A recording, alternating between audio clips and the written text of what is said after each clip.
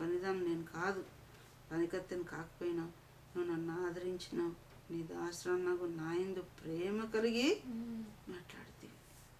అది ఎవరు తలలేని మొండెము ఏం చేస్తే ఏమవుతుంది ఏమైనా లోకం అట్లే కదా, ఎంతమంది ఆడవాళ్ళని అలాగ చేస్తారు. కానీ నీ ఒక్కదాన్ని కాకపోయినా నన్ను ఆదరించినావు, నా యందు ప్రేమ కలిగించి మాట్లాడించినావు, నా ఎడల నీ కటాక్షము కలిగినమ్మ.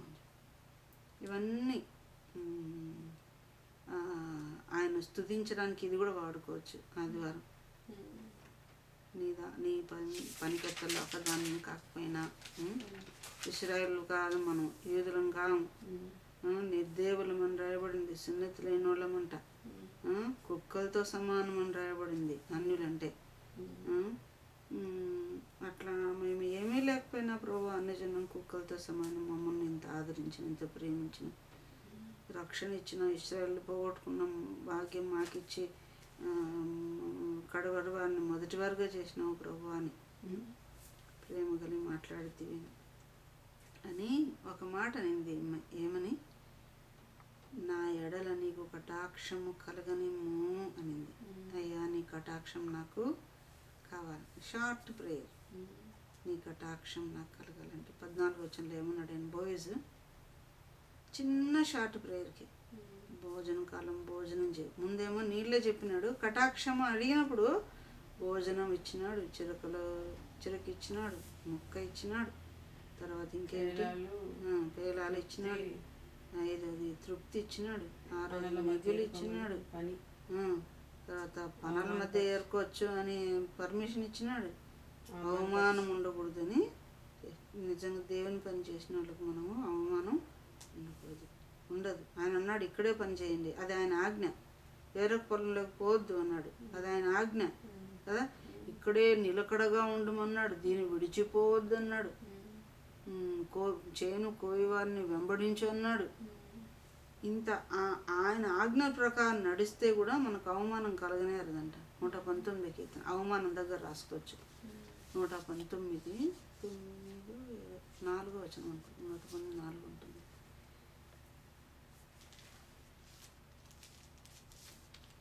ఏం పట్టించుకోకుండా వేరే చోటికి పోయినప్పుడు ఇంత భద్రత ఎవరిస్తారా అమ్మాయికి వేరే దాంట్లో? 119:4 నీ ఆజ్ఞను జాగ్రత్తగా గైకొనవలని నువ్వు మాకు ఆజ్ఞాపించినావు. ఆహా నీ కట్టడను గైకొన్నట్లు నా ప్రవర్తన స్థిరపడి ఉండిన ఎంత మేలు. నీ ఆజ్ఞలన్నిటినీ నేను లక్ష్యం చేయనప్పుడు నాకు అవమానము కలగను. ఇవన్నీ బోయజ్ ఆజ్ఞలు ఆమె ఆలకించింది కాబట్టి అవమానం లేదు అమ్మాయికి. దేవుని వాక్యం అంత పొందిగ్గా ఉంది కదా. ఎక్కడ ఋతువు, ఎక్కడ 119 అధ్యాయం కీర్తనలు. ఒకసారి కొన్నిసార్లు ఎంతో అవమానాలు వస్తాయి. ఎందుకబ్బా ఈ అవమానం? ఒకసారి ఎక్కడైనా ఆయన ఆజ్ఞలు చేయలేదేమో, లక్ష్య పెట్టలేదేమో. ఆజ్ఞలన్నిటినీ లక్ష్యం చేస్తే అవమానమే ఉండదు, సిగ్గు అనేది కూడా మన జీవితంలో ఉండదు. చిన్న ప్రార్థన కటాక్షించము అన్నప్పుడు ఇవన్నీ ఇచ్చి ఇంకేమన్నాడు? ఆమెను గద్దించొద్దు ఎవరే కానీ 16 వచనం. మరి ఆమె కొరకు పిడికెళ్ళు వేసేయండి, ఆమె ఏరుకున్నట్లు విడిచిపెట్టండి. అంటే లిబరల్గా అనమాట, అంత ఇంకా ఎక్కువ విడిచిపెట్టేసేయని అంటున్నాడు. ఆమెను గద్దింపవద్దు అని తమ దాసులకు ఆజ్ఞాపించను. కాబట్టి ఆమె అస్తమయం వరకు ఆ చేనిలో ఏరుకొనుచు, ఇక్కడ అర్థమైపోయింది కదా, ఉదయం నుండి ఇంతవరకు ఏరుకుంది అన్నాడు. అంటే ఇంతవరకు అంటే అస్తమయం వరకు ఆ చేనులో ఏరుకొనుచు, తాను ఏరుకున్న దాన్ని దుల్లగొట్టగా అవి దాదాపు తూమడి ఎవల ఆయన. పిడికెళ్ళు ఎంత పడేసినారో అవన్నీ పిడికెళ్ళు ఏరుకుంది, తూమడి ఎవలైనట్టు.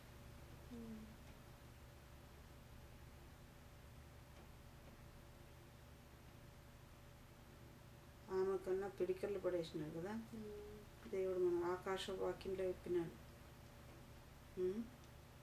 ఆకాశ వాక్యంలో ఇప్పి పట్టజాలనంత విస్తార దీవెనలు ఇస్తాడు దేవుడు. కొత్త నిబంధన కింద ఉన్న మనకి ఎన్ని దీవెనలు. పొద్దున ప్రార్థనలో జ్ఞాపకం చేసుకుంటే ఊరికే రఫ్గానే ఒక్కొక్క రూమ్లో మనకి ఎన్ని ఇచ్చినాడు దేవుడు వస్తువులే ఆత్మీయంగా ముందనుకొని తర్వాత వాక్యం సంఘం ఇవన్నీ కాకుండా ఆయన సులువులో ఆయన రక్తం ఆయన ప్రేమ ఒక్కొక్క ఇంట్లో మనకి ఎన్ని థ్యాంక్స్ గివింగ్ అప్పుడు అవన్నీ స్థుతించాలి కదా. తర్వాత కాబట్టి ఏరుకున్న వాటిని 18 ఆమె వాటిని ఎత్తుకొని ఊర్లోనికి వచ్చినప్పుడు ఆమె అత్త ఆమె ఏరుకొనిన వాటిని చూచాను. ఆమె పని కనపడింది. కొద్దిమంది పని కనపడదు కదా. ఈరోజు ఊరికే దొల్లిపోయింది అబ్బా ఏం చేయలేదంటాం. కానీ మొట్టమొదటి రోజే ఆమె తూమడి తెచ్చేసుకుంది. ఆమె తిని తృప్తి పొందిన తర్వాత తాను మిగిల్చిందని కూడా అత్తకు చూపించిందంట. మిగిలింది ఆమె జీవితంలో అత్తకు ఇచ్చాను. తర్వాత 19 అంతటా ఆమె అత్త ఆమెతో నేడు నీవు ఎక్కడ ఏరుకుంటివి, ఎక్కడ పని చేస్తువి, నేను లక్ష్యం ఉంచిన వాడు దీవించబడింది. అత్త అడుగుతుంది, పెద్దాము కదా, ఎక్కడ పోయినావమ్మా, ఎక్కడ ఏరుకున్నావు, నీకెందుకు తెచ్చింది తిన్నవాడు ఊరుకుండు అడిగితే నీ ఎందుకు లక్ష్య పెట్టినవాడు ఎవరు అని అడుగుతున్నాడు. మరి మనం కూడా పరిశుద్ధాత్మ దేవుడు అడుగుతాడు అనుకో, మనం ఏం చేసినావు నా కోసం, ఏం చేసినావు, ఎక్కడ పని చేసినావు, ఈరోజు ఏం చేసినావు, ఏం ఏరుకున్నావు. ఇప్పుడు బైబిలే ఉంది అనుకో, ఒక్కొక్క వచనం ఎన్నో చాప్టర్స్ ఉన్నాయి. ఈ ఈ ఈ ఒక్కొక్క అధ్యాయం, ఒక్కొక్క వచనం, ఒక్కొక్క పదము కూడా ఒక గింజతో సమానం. ఈరోజు వాక్యంలో ఏం ఏరుకున్నావు, ఏం తెచ్చినావు, ఇన్కమ్ ఏంటి నువ్వు తెచ్చింది అని అడిగినప్పుడు దేవుడు పరిశుద్ధాత్మకు సాదృశ్యం కదా ఏమే, ఎక్కడ ఏరుకున్నావు, ఏం చేసినావు ఈరోజు 24 గంటలు అని అడిగినప్పుడు మనం కూడా 30 ఇదిగో తూమెడు అని చెప్తాందాము.